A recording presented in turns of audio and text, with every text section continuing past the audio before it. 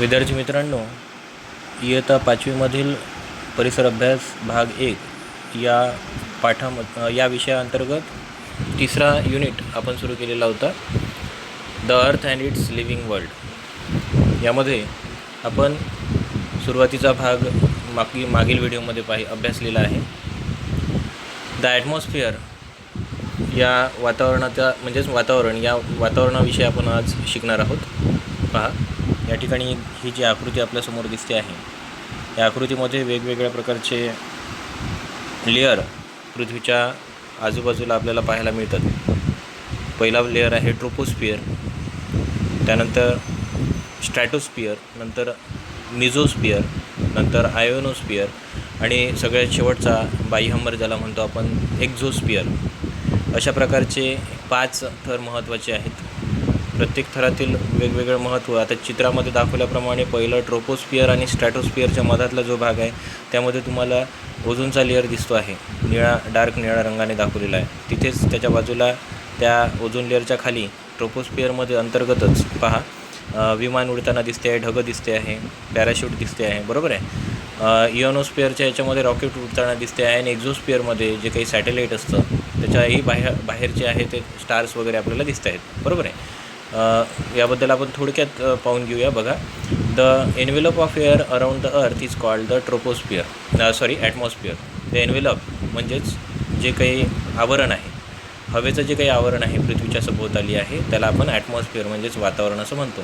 As we go higher from the surface of the earth, आपण पृथ्वीच्या जसजसं उंचावर जाऊ, the air in the atmosphere becomes rare. तर हवा जी आहे ती पातळ होत जाते किंवा कमी होत जाते.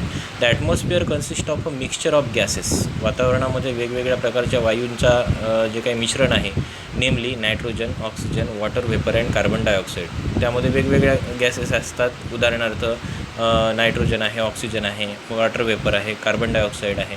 याशिवाय बाकी इतरसुद्धा गॅसेस असतात. त्यांचा आपल्याला अभ्यास पुढील वर्षी करायचाच आहे. There are some other gases too in the air in very small quantities. म्हणजे कार्बन डायऑक्साईड, ऑक्सिजन, नायट्रोजन हे तर महत्त्वाचे गॅसेस आहेतच. याशिवाय झेनॉन, रेडॉन यासारखे इतर काही गॅसेससुद्धा उपलब्ध असतात वातावरणामध्ये. The atmosphere named as the troposphere, stratosphere, mesosphere, ionosphere and exosphere. या प्रकारे 5 जे थर आहे आपण आकृतीमध्ये आत्ताच पाहिले. The layer that extend from the earth surface to a height of about 13 kilometre is called troposphere. पहिला थर जो आहे जो पृथ्वीपासून 13 किलोमीटर अंतरावर असतो त्याला आपण ट्रोपोस्फिअर अर्थात तपांबर असे म्हणतो.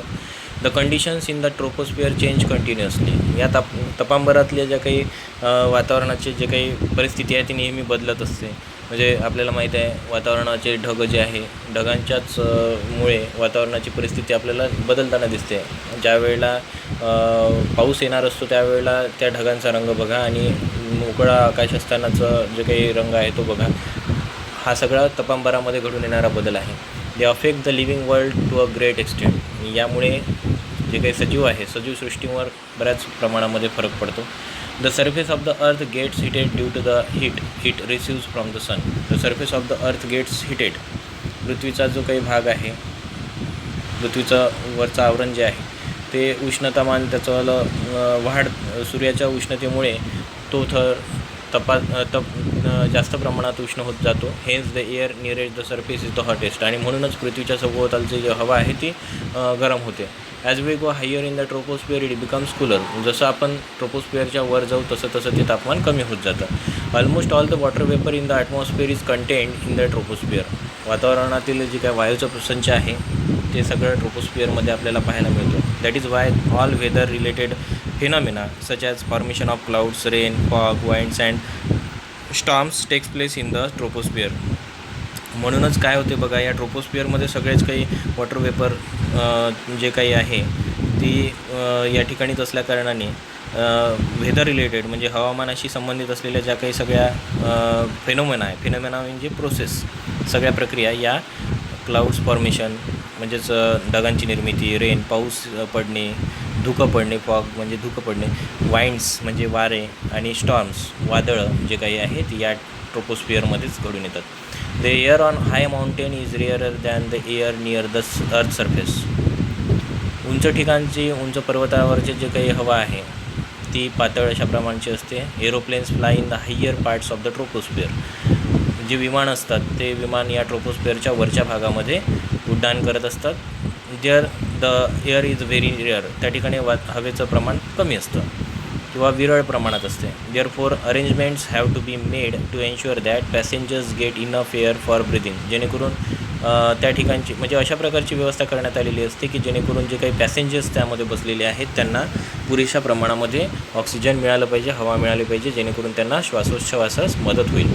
बियॉन्ड द ट्रोपोस्फिअर म्हणजे ट्रोपोस्फिअरच्या वरच्या भागामध्ये up to the height of about 50 kilometer म्हणजे ट्रोपोस्फिअरपासून 50 किलोमीटर अंतरावर वरती जे आहे the earth is layer from the earth is called a layer called as the stratosphere. पृथ्वीपासून 50 किलोमीटर अंतरावरचा जो काही एक थर आहे त्याला आपण स्ट्रॅटोस्फिअर असं म्हणतो.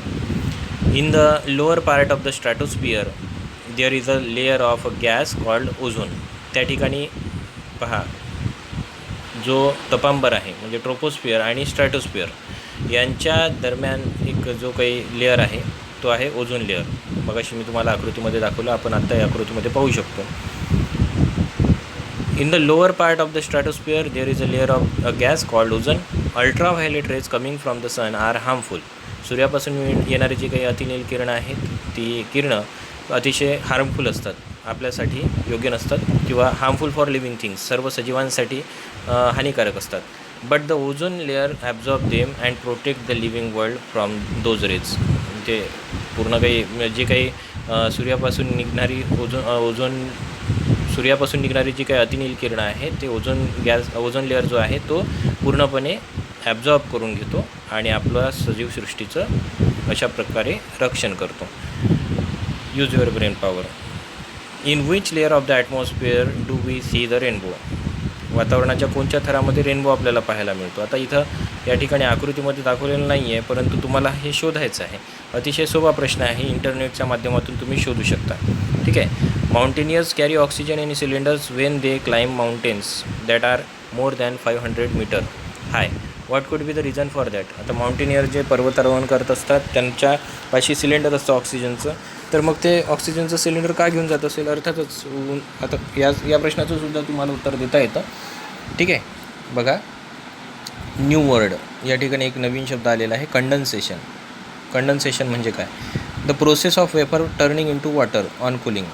एक अशी प्रक्रिया की ज्या प्रक्रियेमध्ये वाफेचं रूपांतर पाण्यामध्ये होतं ज्या वेळेला आपण त्या वाफेला थंड करतो त्याला कंडन्सेशन असं म्हणतात. ठीक आहे. त्यानंतर बघा, आता ह्याच कंडन्सेशन म्हणजे नवीन प्रक्रिया का बरं, आपण नवीन शब्द का बरं आहे तो, कारण आता या ठिकाणी आपल्याला या आकृतीमध्ये दिसत असेल वॉटर सायकल आहे दाखवलेली. या ठिकाणी योग्य वातावरणामध्ये जेव्हा वाफेचं रूपांतर पाण्यामध्ये होते त्या प्रक्रियेलाच आपण कंडन्सेशन असं म्हणतो. ते वॉटर रेन फॉर्मेशनमध्ये मदत करतं. ठीक आहे. बघा, आकृतीचं निरीक्षण करा पहिले. काय होते आहे. समुद्राच्या पाण्याची सूर्याच्या उष्णतेमुळे वाफ होते आहे. त्या वाफेचं रूपांतर ढगामध्ये झालं. ढग बनल्यानंतर ते ढग एका पर्वताच्या ठिकाणी वातावरणाच्या हवेच्यामुळे ते सरकत त्या पर्वतरांगाकडेच गेलेले आहे आणि त्यांना योग्य वातावरण मिळालं तिथे जे वाफेचं रूपांतर पाण्यामध्ये होण्याची प्रक्रिया होईल, पाऊस पडेल. मग ते पर्वतामधून नदीच्या नाल्याच्या माध्यमातून नदी नाले मोठे नदीच्या स्वरूपात होत तो बदल एका नदीच्या पात्रामध्ये येईल आणि नदीचं पात्र हे जे आहे ते समुद्राच्या मध्ये प्रवेश करेल. बरोबर आहे. तर अशा पद्धतीने पुन्हा ते समुद्रामध्ये गेल्यानंतर समुद्राचं पाणी पुन्हा तापेल आणि त्याची वाफ होऊन ढग बनेल. ढग पुन्हा पावसाच्या स्वरूपामध्ये नदी नाल्याच्या मार्फत ते पाणी समुद्रापर्यंत येईल. ही सायकल कंटिन्युअसली सुरू असते, म्हणून याला आपण काय म्हणतो, वॉटर सायकल म्हणतो. How does it rain. पाऊस कसा पडतो. ही प्रक्रिया मी आत्ताच तुम्हाला आकृतीच्याद्वारे समजून सांगितली. बघूया आपण आता त्यामधली fact. How does it rain. पाऊस कसा पडतो. Water on the earth evaporates continuously due to the heat of the sun. जे काही पृथ्वीवर असलेलं पाणी आहे त्या पाण्याचं बाष्पीभवन सुरू असतं, इव्हॅपोरेशन सुरू असतं कंटिन्युअसली सूर्याच्या उष्णतेमुळे, हे आपल्याला माहिती आहे. Water that has percolated into the soil also evaporates due to their heat and enters the atmosphere. पाणी जे काही पर्क्युलेट झालेलं आहे जमिनीमध्ये, त्याचीसुद्धा वाफ होते आणि ते वातावरणामध्ये प्रवेशित होते. As water vapour is higher than air as water vapour is lighter than air.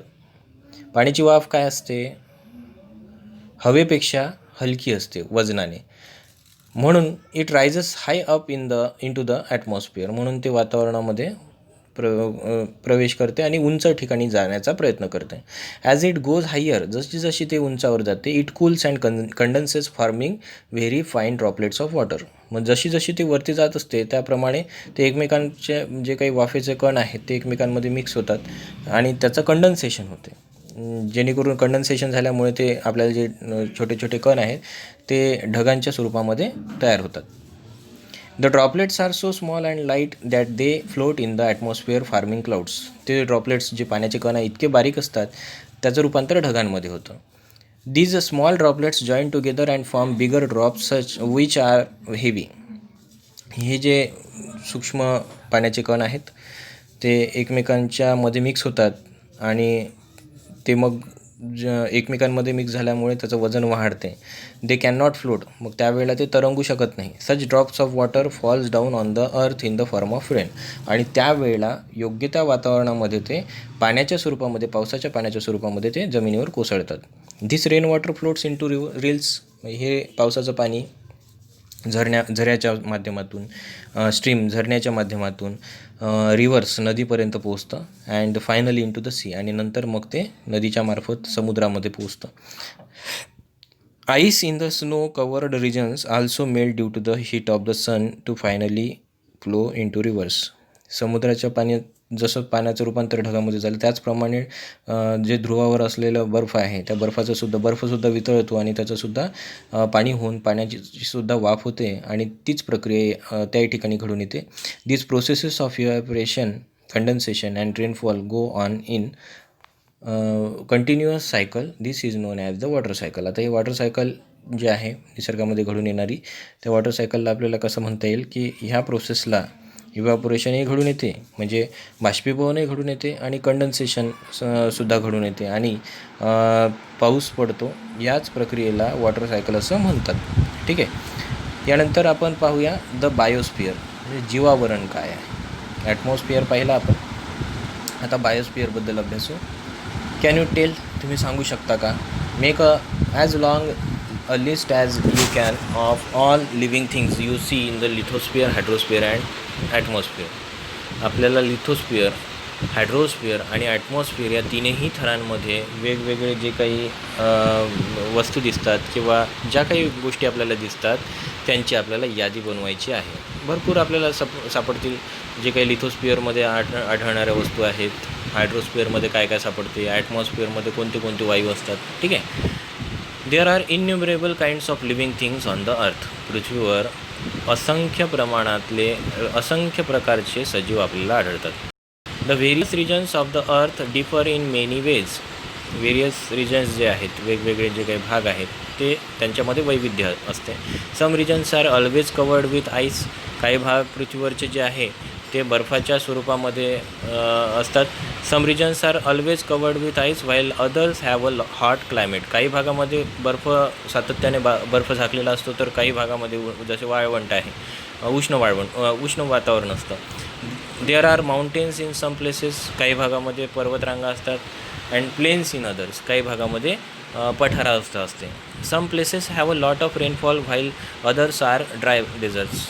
काही ठिकाणी जे आहे खूप जास्त प्रमाणात रेनफॉल, पाऊस पडतो, तर काही ठिकाणी अत्यंत वाळवंटासारखं ठिकाण असतं आणि ते कोरडं असतं.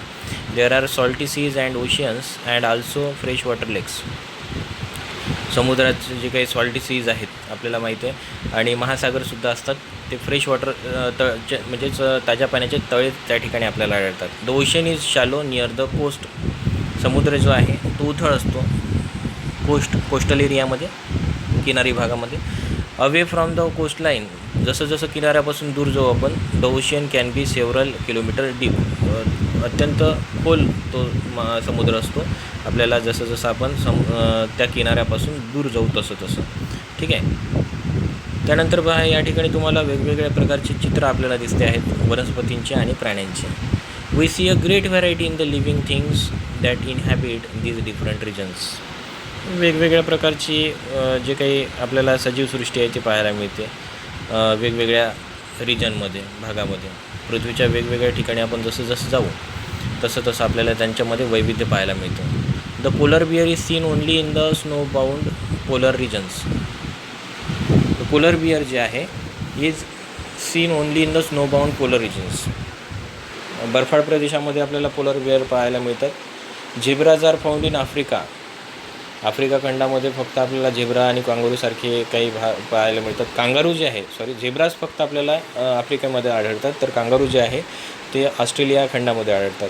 These animals are not found in any other region. दुसऱ्या कुठल्याही भागामध्ये हे प्राणी आपल्याला आढळत नाहीत. Elephants and lions are found in regions of hot climate. हत्ती आणि सिंह हे उष्ण कटिबंधीय प्रदेशामध्ये आढळतात. Plants in all these different regions also show a great variety. तेथील वनस्पतींमध्ये सुद्धा विविधता आढळते. This variety is characteristic of those different regions. हे त्या विशिष्ट प्रदेशामधील गुणधर्म आपल्याला पाहता येतील. Many different kinds of plants, animals and microorganisms are found everywhere on the earth. पृथ्वीच्या कुठल्याही भागामध्ये आपल्याला वेगवेगळ्या प्रकारचे वनस्पती, प्राणी आणि सूक्ष्मजीव आपल्याला आढळतात. ऑन लँड म्हणजे जमिनीवर, इन वॉटर पाण्यामध्ये, अँड इन एअर हवेमध्ये, या तिन्ही ठिकाणी आपल्याला सजीवसृष्टी पाहायला मिळते. Living things exist in the lithosphere. सजीव हे लिथोस्फिअरमध्ये सुद्धा असतात, हायड्रोस्फिअरमध्ये सुद्धा असतात, अँड ॲटमॉस्फिअरमध्ये म्हणजे जलावरण, वातावरण आणि शिलावरण या तिन्ही भागामध्ये. म्हणजे लिथोस्फिअर म्हणजे शिलावरण, हायड्रोस्फिअर म्हणजे जलावरण आणि ॲटमॉस्फिअर म्हणजे वातावरण, या तिन्ही भागामध्ये सजीवसृष्टी असते. They also interact with these spares. ते एकमेकांसोबत देवाणघेवाण करतात. This living world constitutes the biosphere. या सगळ्यांनी मिळून आपलं जीवावरण बनलेलं आहे. ऑलवेज रिमेंबर, लक्षात ठेवा नेहमी, all animals, plants and microorganisms are dependent on one another. सगळे सजीव जे आहे, वनस्पती आहे, सूक्ष्मजीव जे आहे ते एकमेकावर इंटरडिपेंडंट असतात, एकमेकावर अवलंबून असतात. They also dependent on the spheres of the earth. ते या थरांमध्ये आढळतात पृथ्वीच्या. The biosphere is where they take birth. जीवावरणमध्ये त्यांचा जन्म होतो, ते तिथेच राहतात आणि तिथेच ते शेवट त्यांचा अंत होतो. ठीक आहे. तर अशा प्रकारे हा पाठ आपण पाहिला. या पाठाची एक्झरसाईज तुम्हाला सोडवायची आहे. ठीक आहे. थँक्यू.